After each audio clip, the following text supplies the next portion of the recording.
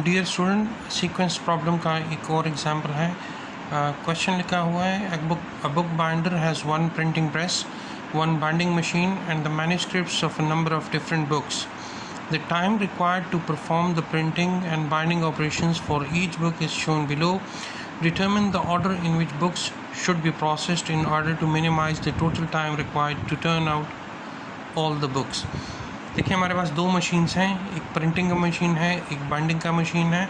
Total jobs हमारे पास 6 हैं। ये उनका नंबर ऑफ़ आवर्स रिक्वायर्ड है to complete the job on these two machines. अब आपने एक ऑप्टिमम सीक्वेंस बताना है कि किस सीक्वेंस में हमने इनको एग्जीक्यूट करना है ताकि मिनिमम टाइम में ये 6 के 6 प्रोसेस जो हैं इन दो मशीन्स पर एग्जीक्यूट हो जाएं। कैसे करना है, वही तरीका है। देखिए, मैंने इसी टेबल को यहाँ पे दोबारा बना दिया है और यहाँ मैंने एक एम्प्टी अरे बना दी है जिसमें मैंने वो सीक्वेंस लिखना है। तो पहला स्टेप क्या है कि इन नंबर ऑफ़ आवर्स में सबसे मिनिमम आवर आपने देखना है कि वो कौन सा है।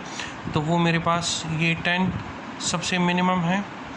ये 10 चूँकि बाइंडिंग के मशीन पे टाइम लगेगा और जॉब नंबर 6 होगा, तो इस अरे में बाइंडिंग जो है वो हम इस साइड से लिखना शुरू करेंगे, राइट साइड से लिखना शुरू करेंगे, और प्रिंटिंग जो है वो हम लेफ़्ट साइड से लिखना स्टार्ट करेंगे। तो आप देखें, ये 10 जो है ये चूँकि बाइंडिंग की मशीन पे है और जॉब नंबर 6 है, तो इस अरे में हम जॉब नंबर 6 लिख देंगे। ये जॉब नंबर 6 जो है हमने इसको कंप्लीट कर दिया है। अब रिमेनिंग जो है इसमें से मिनिमम ये 20 है। ये 20 प्रिंटिंग का मशीन पे है और जॉब नंबर 4 है, तो जॉब नंबर 4 हम इस साइड पर लिखेंगे और ये भी कंप्लीट हो गया। उसके बाद मिनिमम जो है वो ये 30 है, ये भी प्रिंटिंग का है और जॉब नंबर 1 है, तो इधर हम लिख देंगे जॉब नंबर 1। ये भी कंप्लीट हो गया। Next is this 30। ये 30 जो है बाइंडिंग की मशीन का है और जॉब नंबर 5 है, तो इधर हम लिख दें जॉब नंबर 5। ये भी कंप्लीट हो गया। इनमें से मिनिमम जो है वो 50 है। ये 50 जो है प्रिंटिंग के मशीन पर है और जॉब नंबर 3 है, तो इधर हम लिख देते हैं जॉब नंबर 3 और इसको भी ख़त्म कर देते हैं। इसमें से मिनिमम 100 और 100 बाइंडिंग की मशीन से है, तो इधर हम लिख देते हैं जॉब नंबर 2। तो ये आपका पूरा एक ऑप्टिमल सीक्वेंस होगा जो आप इन मशीन्स को इस सीक्वेंस में ये जॉब्स जो हैं आप पास ऑन करेंगे। नेक्स्ट स्टेप में आपने क्या करना है, आपने इनका आइडल टाइम और टोटल एलैप्स टाइम कैलकुलेट करना है। देखें, जो सीक्वेंस आपने यही लिखा है एग्जैक्टली यही सीक्वेंस आपका इधर भी आएगा। दैट मीन्स 4 1 3 2 5 और 6। इन टाइम पहले जॉब का हमेशा 0 होगा। अब हम प्रिंटिंग की मशीन की बात कर रहे हैं, तो प्रिंटिंग की मशीन पे जॉब नंबर 1 का इन टाइम 0 होगा। उसका आउट टाइम जो है वो इसी टेबल से आप लिखोगे। देखो, प्रिंटिंग की मशीन में जॉब नंबर 4 का टाइम कितना है 20, तो ये 20 अब आप इधर इसका आउट टाइम में मेंशन करोगे।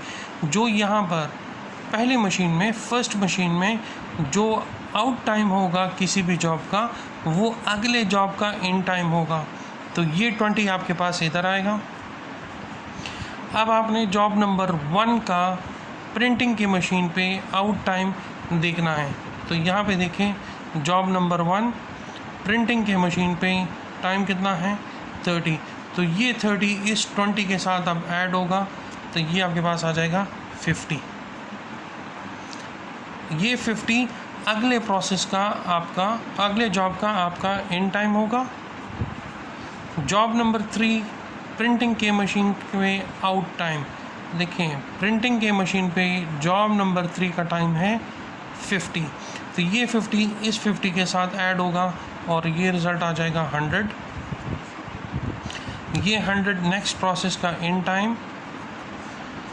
प्रिंटिंग के मशीन पे सेकंड जॉब का आउट टाइम तो ये देखें प्रिंटिंग का machine second job out time कितना है 120, तो ये 120 इस 100 के साथ आप ऐड करोगे तो ये आपके पास आ जाएगा 220। ये 220 अगले मशीन का and time. Job number 5 printing के मशीन पे टाइम, जॉब नंबर 5 प्रिंटिंग के मशीन पे टाइम कितना है 90। ये 90 इस 220 के साथ आप ऐड करोगे तो आपके पास आ जाएगा 310। ये 310 अगले मशीन का and time. Job number 6 printing के मशीन पे जॉब नंबर 6 का टाइम कितना है 100। तो ये 100 जो है आप इस 310 के साथ ऐड करोगे तो ये आ जाएगा 410। आपका प्रिंटिंग का मशीन का टाइम आपने कैलकुलेट कर दिया। अब आपने बाइंडिंग के मशीन का टाइम कैलकुलेट करना है। तो जो 20 यहाँ पे फर्स्ट जॉब का जो आउट टाइम है वही टाइम नेक्स्ट मशीन का इन टाइम होगा, तो ये 20 इधर आ जाएगा। अब जॉब नंबर 4 बाइंडिंग के मशीन पे out time, job number 4 binding के मशीन पे टाइम कितना है 60। तो ये 60 इस 20 के साथ ऐड होगा तो ये आ जाएगा 80। अब यहाँ आपने एक चीज़ का ख्याल करना है, इस 80 और इस 50 में जो मैक्सिमम होगा वो टाइम यहाँ पर आएगा।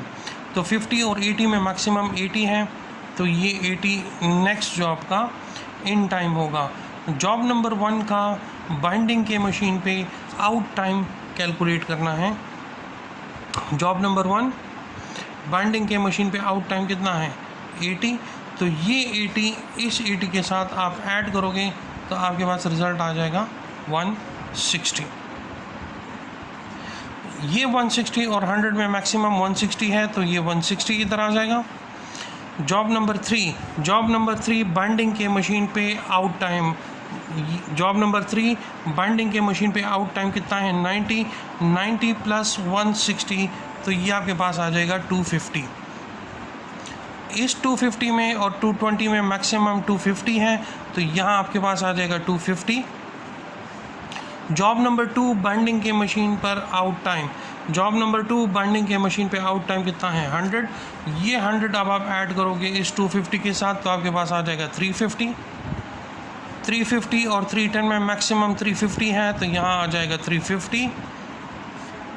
जॉब नंबर 5 बाइंडिंग के मशीन पर out time, job number 5 binding के मशीन पे आउट टाइम कितना है 30। ये 30 इस 350 के साथ ऐड होगा तो ये आ जाएगा 380 और 410 में मैक्सिमम 410 है तो यहाँ अब आएगा 410।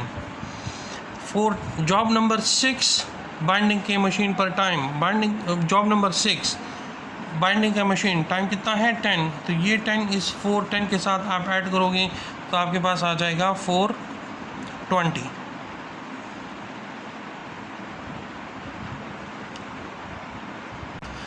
तो टोटल elapsed टाइम आपके पास कितना बनेगा, दैट विल बी 420 आवर्स।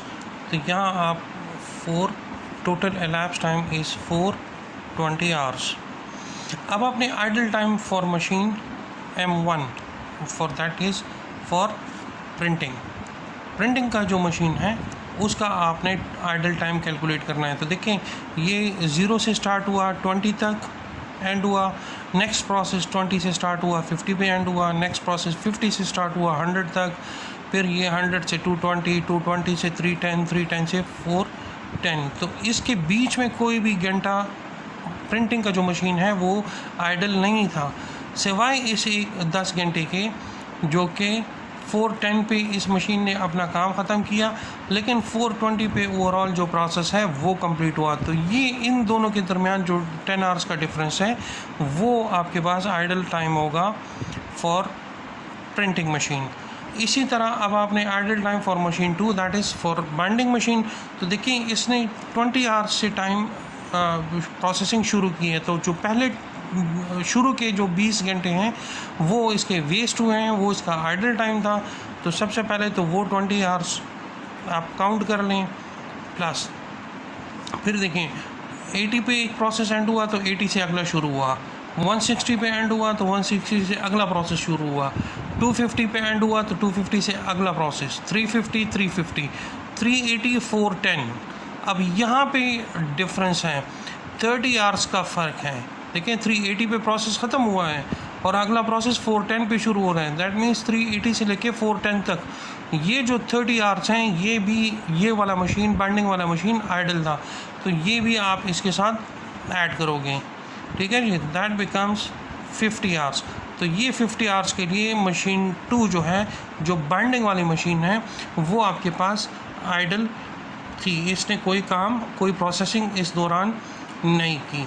तो ये आपका पूरा जो सीक्वेंस प्रॉब्लम का एक एग्जांपल है, इसको स्टेप वाइज फॉलो करें। आई होप कि इससे आपको सीक्वेंस प्रॉब्लम का कॉन्सेप्ट जो है वो और ज़्यादा क्लियर हो जाएगा।